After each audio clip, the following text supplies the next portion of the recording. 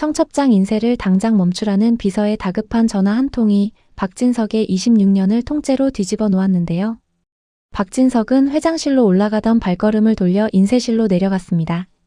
종이 냄새가 섞인 잉크향이 코를 찔렀고 직원들은 얼굴이 새하얘져서 서로 눈치만 보고 있더라고요. 책상 위에는 막 출력된 시안이 펼쳐져 있었는데 문제는 그 아래쪽 작은 글씨였습니다. 축하 문구도 장소도 아니었어요. 사망신고 정정 관련 참고서류 첨부라는 문장이 결혼식 청첩장 파일 안에 섞여 들어가 있었습니다. 박진석은 숨이 턱 막혔습니다. 누가 왜 이런 문서를 결혼식 파일에 끼워 넣었는지 감이 안 왔거든요.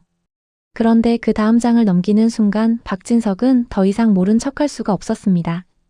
서류 한쪽 구석에 적힌 이름이 선명했으니까요. 지은호. 박진석은 그 이름을 모를 리가 없었습니다.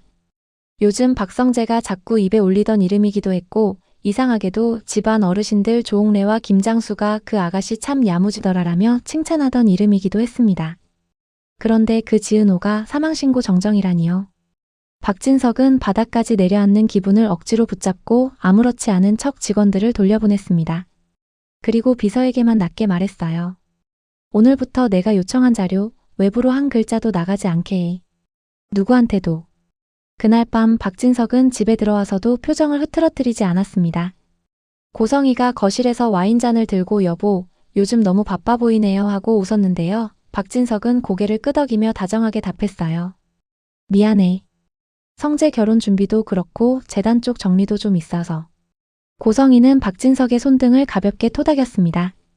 당신 내가 도울 일 있으면 말해요. 새어머니 역할 나 잘하고 싶어요. 그 말이 더 서늘하게 들렸습니다. 새어머니라는 단어를 고성이가 이렇게 자연스럽게 굴리는 순간마다 박진석은 마음 깊은 곳이 자꾸 긁혔거든요. 고성이는 박진석의 재혼 상대였고 박영라의 엄마였습니다. 반대로 박성재에게 고성이는 엄마처럼 군다가 맞는 표현이었어요. 그런데 고성이는 늘 진짜 엄마인 척을 너무 능숙하게 했습니다. 그게 박진석을 더 불안하게 만들었고요. 박진석은 그날 새벽까지 잠을 못 잤습니다. 서랍에서 청첩장 시안에 섞여있던 서류를 다시 꺼내 읽었는데요.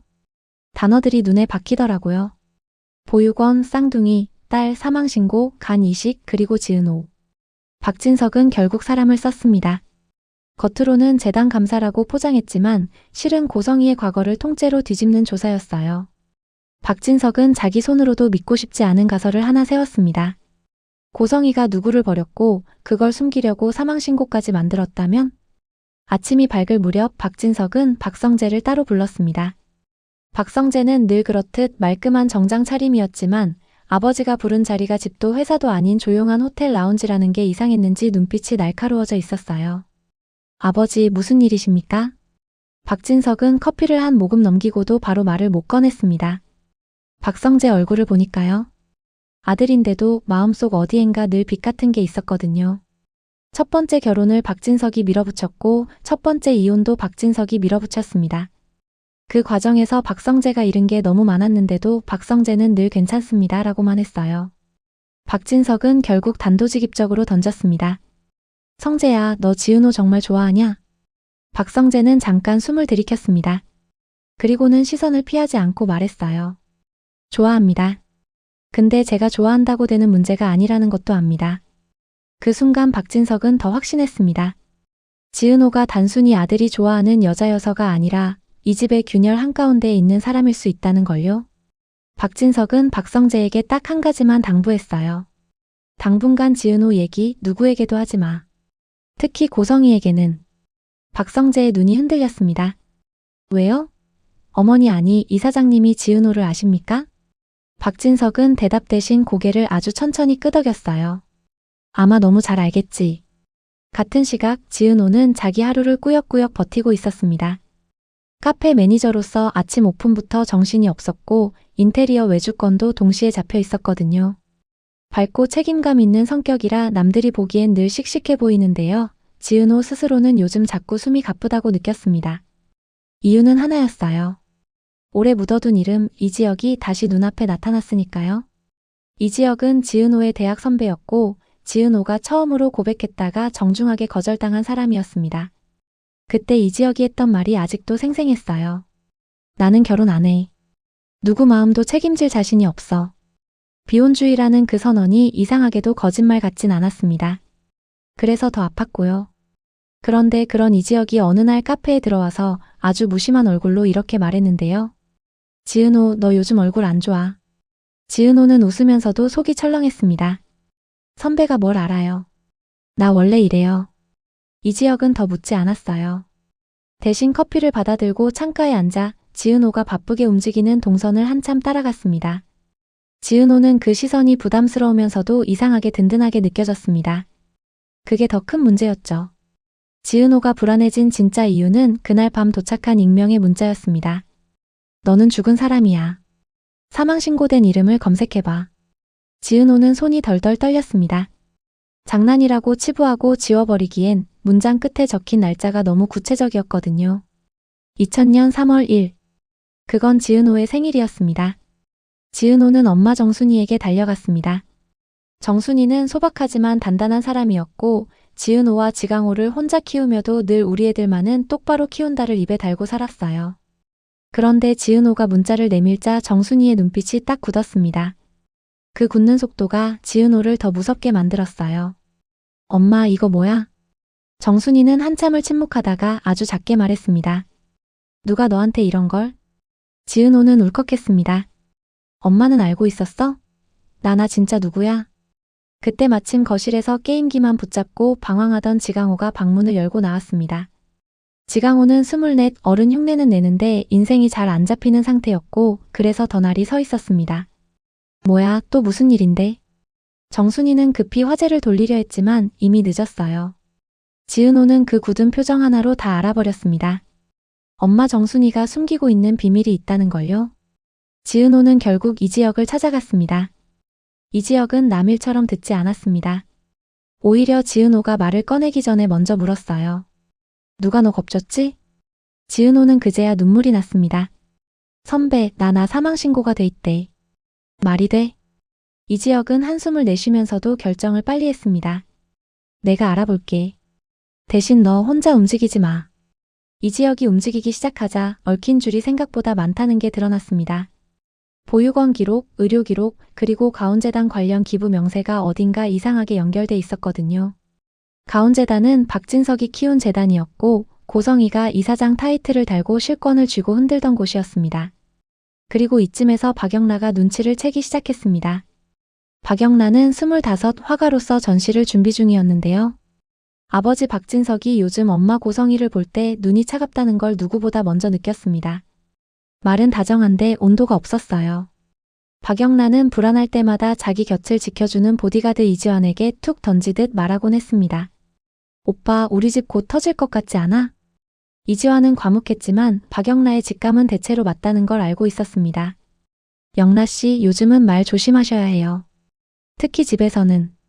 박진석의 움직임도 빨라졌습니다. 겉으로는 박성재의 약혼을 돕는 아버지였지만 뒤에서는 변호사들을 불러 고성이 명의로 된 재산 구조를 정리하고 있었거든요. 고성이는 권력욕이 강했고 박진석이 바쁠 때마다 자기 명의로 이것저것 옮겨두는 습관이 있었습니다. 박진석은 그걸 믿음이라고 착각했었는데 이제는 장치였다는 걸 알게 된 거죠. 심리적으로 가장 무서운 건 박진석이 고성이에게 더 다정해졌다는 점이었습니다. 고성이가 느낄 정도로요. 여보, 요즘 왜 이래요? 나한테 미안한 거라도 있어요? 박진석은 웃으며 고성이의 손을 잡았습니다. 미안할 게 아니라 고마운 거지. 당신이 우리 집을 지켜줬잖아. 고성이는 웃었지만 속은 서늘했습니다. 저 사람 뭘 숨기고 있네. 고성이도 연기를 평생 해온 사람이라 연기 냄새를 잘 맡았거든요. 그렇게 시간이 흘러 약혼 발표 겸 가온재단 자선행사 날이 다가왔습니다. 장소는 최고급 호텔 연회장이었고 박영라의 작품이 전시되고 이수빈의 패션 브랜드 협업 발표도 같이 묵혀 있었습니다. 이수빈은 24세 패션 크리에이터였는데요. 겉으로는 화려해 보여도 가족 안에서는 늘 막내였고 오빠 이지혁과 언니 같은 오빠 이지환 사이에서 조용히 버텨온 아이였습니다. 이상철과 김다정도 딸 이수빈을 챙기느라 정신이 없었고 조옥래는 행사 전날부터 김장수에게 전화를 걸어 호들갑을 떨었습니다. 장수 영감, 나 내일 호텔 간다. 괜히 뻗대지 말고 정장 입고 와. 우리도 언젠가 사돈 될지도 모르잖아. 김장수는 피식 웃으며 받았어요. 사돈은 무슨 사돈이야, 옥내 여사. 그래도 가야지. 지은호 걔가 마음에 걸려서. 두 노인은 늘 티격태격했지만 자식들 인연에 관한 촉은 묘하게 비슷했습니다. 그 말이 그날의 불길한 예고처럼 들릴 줄은 아무도 몰랐고요. 행사 당일 연회장은 축하와 긴장으로 가득했는데요. 박성재는 웃고 있었지만 눈이 자꾸 객석 한쪽을 찾았습니다. 지은호가 초대받았다는 걸 들었거든요. 하지만 지은호는 오지 않았습니다. 아니, 못 왔습니다. 정순이가 그날 아침 지은호의 팔을 붙잡고 울먹이며 말했거든요. 은호야, 오늘만은 가지 마. 제발. 지은호는 엄마 정순이의 그 말에서 오늘이 뭔가가 터지는 날이라는 걸 확신해버렸습니다.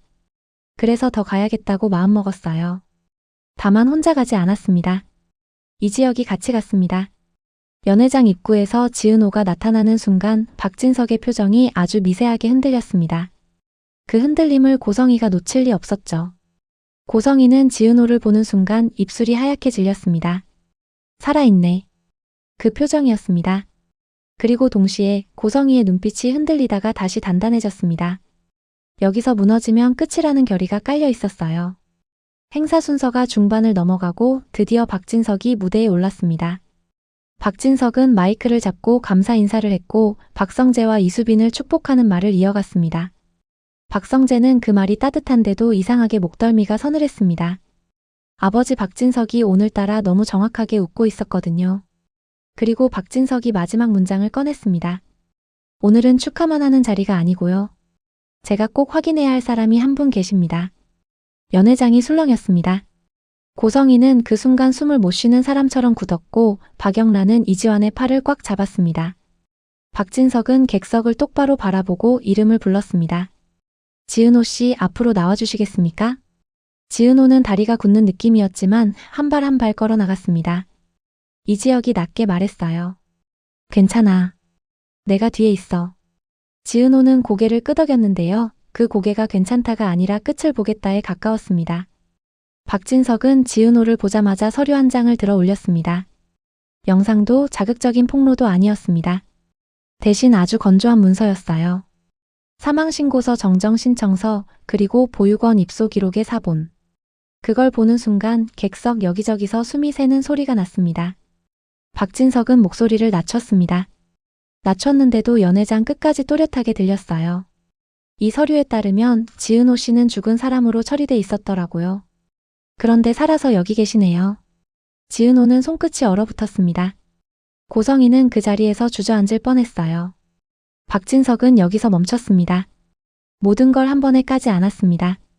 오히려 더 잔인하게 여지를 남겼죠. 왜 이런 일이 벌어졌는지 그건 제가 대신 말하지 않겠습니다. 말해야 할 사람은 따로 있으니까요. 박진석의 시선이 고성이에게로 천천히 옮겨갔습니다. 고성이는 웃으려고 했습니다. 여기서 무너지면 끝이라서요. 하지만 입꼬리가 움직이지 않았습니다. 박진석은 그 표정을 보면서도 차분하게 말했어요. 가온재단 관련 자금 흐름 그리고 의료기록 관련 진술 자료는 이미 제출돼 있습니다. 오늘은 축하 자리라서요. 더는 하지 않겠습니다. 이미 제출이라는 말이 떨어지는 순간 고성이의 머릿속에서 계산이 무너졌습니다. 계좌가 묶인 것도 전화가 안 되는 것도 다 이 사람 손이었구나. 그때 박성재가 무대 아래에서 지은호를 바라봤습니다. 박성재의 눈에는 충격과 이상한 죄책감이 동시에 떠올랐습니다. 자기가 좋아했던 사람이 아버지의 과거와 연결돼 있다는 느낌이 너무 선명했거든요. 이수빈은 박성재의 손을 잡아줬습니다. 사랑해서라기보다 사람이 무너지기 직전이라는 걸 알아서요. 이수빈은 그런 감각이 빠른 아이였습니다. 연회장은 박수도 야유도 아닌 어정쩡한 정적에 잠겼습니다. 박영란은 눈물이 났지만 엄마 고성이를 향한 연민인지 아버지 박진석을 향한 두려움인지 구분이 안 됐습니다. 이지환은 박영란을 감싸며 말했어요. 영라 씨, 지금은 여기서 더 보시면 안 돼요. 그날 밤 박진석은 모든 사람이 흩어진 뒤 혼자 남아 호텔 복도를 걸었습니다. 복수의 달콤함 같은 건 없었습니다. 대신 속이 텅 빈 느낌이 들었어요. 26년 동안 믿었던 가족이 알고 보니 누군가의 거짓 위에 세워진 거였다면 그걸 무너뜨린 자신도 무사할 수는 없었거든요. 그리고 그때 박진석의 휴대폰이 짧게 울렸습니다. 조사팀의 마지막 메시지였어요. 회장님 확인했습니다. 그 사망신고 접수 서명란에 회장님 필체가 남아 있습니다. 박진석은 걸음을 멈췄습니다. 고성이가 혼자 만든 일이 아니라면? 누군가가 박진석을 이용해서 박진석의 손으로 죽음을 찍게 만들었다면? 그 순간 박진석은 깨달았어요. 오늘 무너진 건 시작일 뿐이고 진짜 지옥은 아직 문도 열리지 않았다는 걸요. 멀리서 지은호의 전화가 울렸습니다. 지은호는 떨리는 목소리로 이지혁에게 말하더라고요. 선배 나 이제 어디로 가야 해? 이지혁은 잠깐 말을 잃었다가 아주 현실적으로 대답했습니다. 일단 숨 쉬자. 그리고 우리가 아직 모르는 사람이 하나 있어. 너랑 같이 태어난 사람. 지은호의 쌍둥이 그리고 그 아이의 아버지가 누구인지. 고성이가 왜 하필 사망신고라는 극단을 선택했는지. 박진석의 필체가 왜 거기에 남아있는지. 박성재의 약혼이 정말 축하만을 위한 자리였는지. 아무도 아직 끝까지는 모르고 있었습니다. 하지만 한 가지는 분명했어요. 이제부터 화려한 날들은 화려함이 아니라 누가 끝까지 버티느냐의 싸움이 될 거라는 거요. 지혁과 은호의 사랑은 어떻게 될까요? 은호는 지혁의 비밀을 알아낼 수 있을까요? 그리고 지혁의 심장은 과연 버텨줄 수 있을까요? 궁금하신 분들은 구독과 좋아요 눌러주시면 빠르게 다음 이야기 전해 드리겠습니다. 알림 설정까지 해두시면 새 영상 올라올 때 바로 확인하실 수 있습니다. 시청해주셔서 감사합니다.